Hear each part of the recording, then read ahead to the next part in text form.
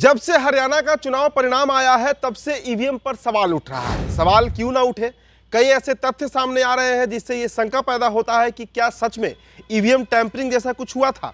हम ये बात इसलिए कर रहे हैं क्योंकि एक नया तथ्य निकलकर सामने आया है जिसकी चर्चा इस वीडियो में हम करने जा रहे हैं। स्वागत है आप सभी का द लाइव टीवी में। मेरा नाम उदित तारन है। द लाइव टीवी, सच सबसे आगे। देश के दो राज्यों में चुनाव संपन्न हुआ, जम्मू कश्मीर और हरियाणा। हरियाणा के अगर चुनावी परिणाम की बात करें तो 48 सीटों पर बीजेपी फतह पाई। जम्मू कश्मीर में हालांकि बीजेपी नहीं जीत सकी, लेकिन हरियाणा में सरकार बन गई। अब देखिए, एक नया तथ्य जिसकी मैं चर्चा कर रहा था जो निकल कर सामने आई है वो पोस्टल बैलेट की गिनतियों का है। दरअसल सोशल मीडिया पर काफ़ी तेजी से ये वायरल हो रहा है कि हरियाणा में जो काउंटिंग हुआ है और काउंटिंग से पहले जो ईवीएम के साथ छेड़छाड़ की गई है, जिसका कांग्रेस के कई दिग्गज नेता आरोप भी लगा रहे हैं। दिग्विजय सिंह पूर्व सीएम रहे हैं, बड़े कद के नेता हैं कांग्रेस के। उनका ये दावा है कि अगर सही से चुनाव होता तो कांग्रेस को 74 सीटें आ रही थी इस विधानसभा चुनाव में।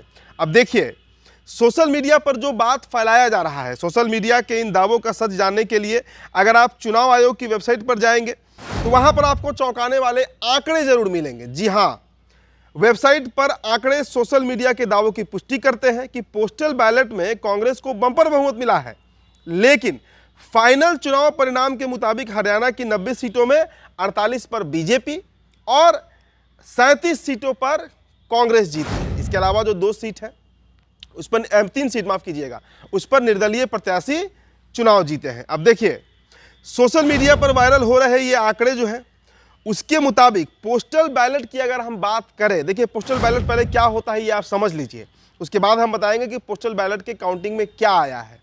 दरअसल पोस्टल बैलेट एक ऐसा प्रक्रिया है जिसकी तहत वैसे लोग वोट कर सकते हैं जो राज्य से बाहर हैं, मतलब सरकारी नौकरी में, आर्मी में, या अगर कोई भी उस जगह का निवासी, उस विधानसभा का निवासी अगर बाहर कार्यरत है तो उसके वोट की सुविधा के लिए पोस्टल बैलेट शुरू किया गया।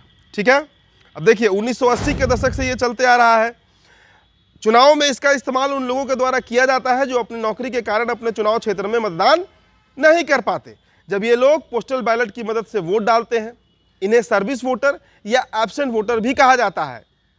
इनके लिए चुनाव आयोग पहले ही चुनावी क्षेत्र का डाक मतदान करने वाले संख्या को निर्धारित कर लेता है। तो आप मोटा मोटी एक समझ चुके होंगे कि पोस्टल बैलेट का काम क्या है। अब इसमें जो वैसे भी लोगों को शामिल किया जाता है जो 80 साल से अधिक उम्र के हैं, काफ़ी बुजुर्ग हैं, वोट देने नहीं जा सकते हैं, मतलब उनको भी इसमें सम्मिलित किया जाता है। लेकिन मुख्यतः ये वैसे लोगों के लिए है जो राज्य से बाहर है। अब देखिए कि पोस्टल बैलेट की गिनती जिसकी मैं बात कर रहा था, क्या है वो 90 सीटों पर चुनाव हुआ है। पोस्टल बैलेट के जो परिणाम हैं वो ये स्पष्ट संकेत कर रहे हैं कि 73 सीटों पर 73 सीट्स आउट ऑफ 90 में 73 ऐसी विधानसभा सीटें हैं जहां पर कांग्रेस पोस्टल बैलेट में जीत गई है। सिर्फ पोस्टल बैलेट की मैं बात कर रहा हूं। इसके अलावा एक सीट, भिवाड़ी की जो सीट है, विधानसभा सीट है, वहां पर जो कम्युनिस्ट पार्टी है उसके प्रत्याशी पोस्टल बैलेट में आगे निकल गए हैं, मतलब 74 सीटें। और आपको एक बात और बता दें कि हरियाणा में जो सीपीएम है, मतलब कम्युनिस्ट पार्टी जो है, वो कांग्रेस के साथ गठबंधन में है। तो कुल मिला जुलाकर 74 सीटें हरियाणा की कांग्रेस जीत रही है पोस्टल बैलेट के अनुसार।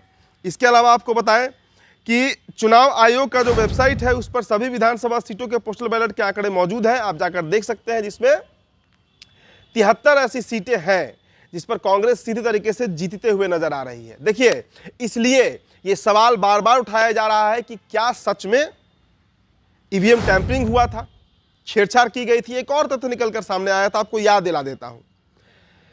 ईवीएम वोटिंग के बाद, चूंकि वो मशीन है, इलेक्ट्रॉनिक मशीन है, तो उसे चार्ज किया जाता है, तो वोटिंग के बाद उसका चार्ज जो है वो खत्म हो जाता है। बहुत सामान्य से समझने की बात है। अगर हम फोन भी यूज करें तो फोन का बैटरी जो है वो डिस्चार्ज हो जाता है, लेकिन जब काउंटिंग के लिए ईवीएम मशीन खोला गया तो उसका जो चार्ज परसेंटेज था वो 90 से 99% के बीच था। ये एक बहुत बड़ा इशारा है इट्स अ बिग इंडिकेशन कि क्या सच में ईवीएम के साथ इतना बड़ा छेड़छाड़ किया गया, जिसको हरियाणा चुनाव परिणाम में परिवर्तित किया गया, जो आज बीजेपी को सरकार बनाते हुए दिखा रहा है 48 सीटों के साथ। इसलिए ये सवाल बार बार कांग्रेस के जो नेता हैं, तमाम दिग्गज जो है वो उठा रहे हैं कि खेल हुआ क्या है। क्योंकि देखिए, आपको याद होगा कि जब चुनाव परिणाम आ रहे थे सुबह के 10-10:30 बजे तक, मुझे याद है जब काउंटिंग चल रही थी, एक तरफा 71 सीटों पर कांग्रेस आगे थी, 71 सीट्स पर कांग्रेस लीड कर रही थी। रुझान आने लगे थे जो चुनावी परिणाम में कन्वर्ट हो रहे थे। लेकिन 1 घंटे के अंदर 11:30-12 बजते बजते तक बीजेपी अचानक से 17 सीटों से 50 सीटों पर पहुंच जाती है। 3 गुना बढ़त बीजेपी को दिखते हुए मिलता है। और इसके बाद से ही ये सवाल उठने लगा कि आखिर क्या खेल है, क्या माजरा हो रहा है, किस तरीके से चुनाव परिणाम कन्वर्ट हो रहे हैं।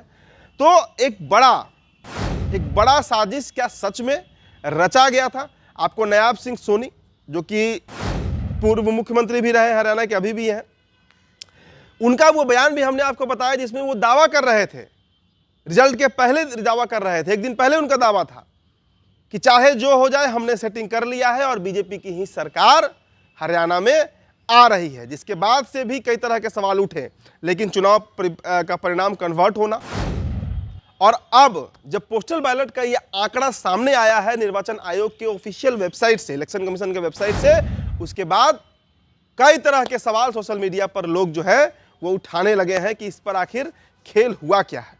तो फिलहाल इस रिपोर्ट में इतना ही। मेरा नाम उदित तारन है, बहुत बहुत शुक्रिया। द लाइव टीवी, सच सबसे आगे।